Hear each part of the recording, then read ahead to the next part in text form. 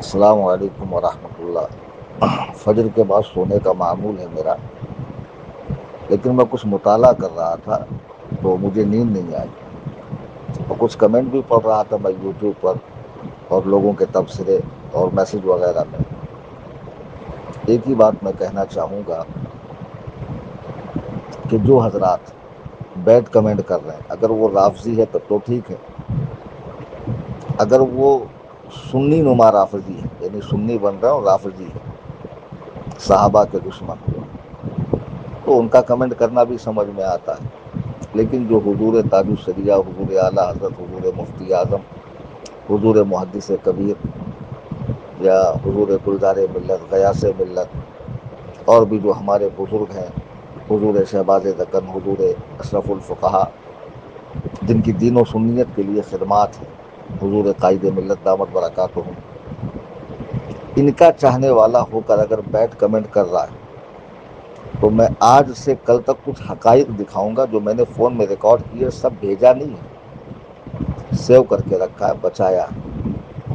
کار میں مناظرہ کیوں کیے، گھر میں کیوں نہیں کیے، گھر کا بھی دکھاؤں گا۔ کامن لنک پر کیوں گئے، اسپیشل لنک پر کیوں نہیں گئے، کامن لنک پہ کتنی بار گیا وہ بھی دکھاؤں گا، اسپیشل لنک پر کتنی بار گیا اور کتنی بار مجھے ایکسپٹ کیا اور کتنی بار ڈسکنیکٹ کیا، سب دوسرے موبائل سے ویڈیوز بنے ہوئے، سب بنے ہوئے، کوئی ٹینشن والی بات نہیں۔ اب نئی بات یہ آ رہی کہ گئے کیوں، اپنی لنک کیوں نہیں بنائی۔ سیدھی بات ہے، میں 12 کو لائیو آیا تھا، میں نے تم لوگوں کو اللہ رسول کا واسطہ دیا تھا کہ اسے سنو۔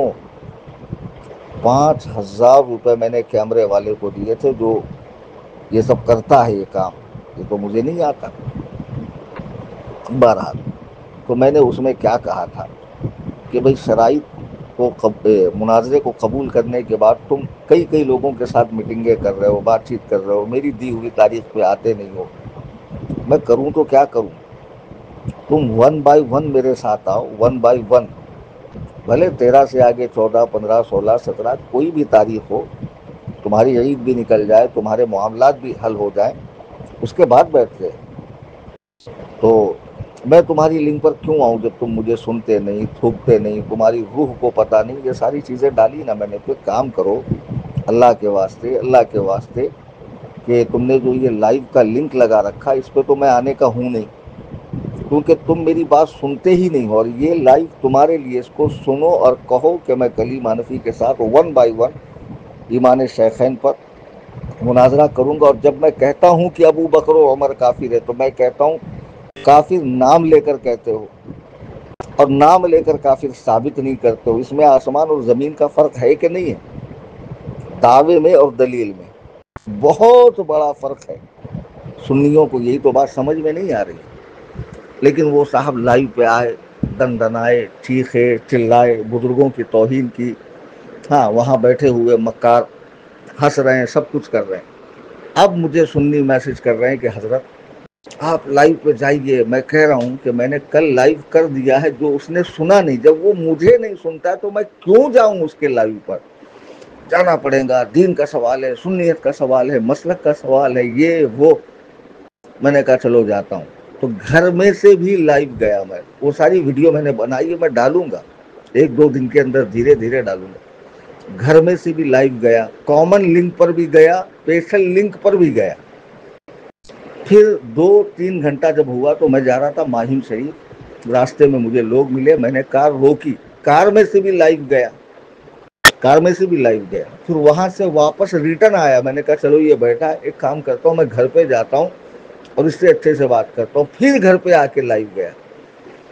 تو میں نہ جاؤں تو مصیبت، گیا تو وہ جو ڈسکنیکٹ کر رہا، جو میرے موبائل پر لکھ کر آ رہا ہے نا ڈسکنیکٹ، اس کی ویڈیو میں آپ حضرات کو بھیجوں گا۔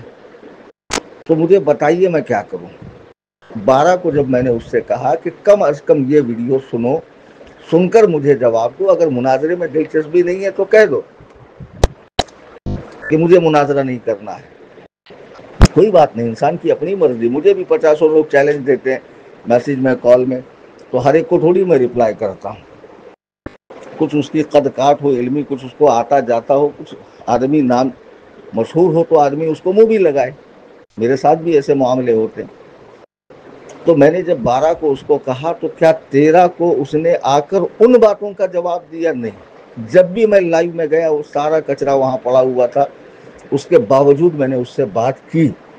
اس نے مجھے ڈسکنیکٹ کیا، باقاعدہ ڈسکنیکٹ کیا. تو میں وہی کہہ رہا ہوں، جو لوگ کمنٹ کر رہے ہیں نا، رافضیوں کی کمنٹ کی ہمیں پرواہ نہیں، سنی نمار رافضیوں کی بھی کمنٹ کی ہمیں پرواہ نہیں، لیکن جو واقعی ہمارے مرکز برلی شریف اور وہاں کے جو بزرگان دین ہیں، حال فی الحال میں جو دین و سنیت کا کام کر رہے ہیں یا جو وصال فرما چکے ہیں، ان سے عقیدت و محبت رکھنے والے اگر غلط کمنٹ کر رہے ہیں اور جب پوری حقیقت سامنے آئے گی تو کہیں ایسا نہ ہو کہ آپ کو برا لگے کہ میں نے غلط کیا، پچھتاوا ہو.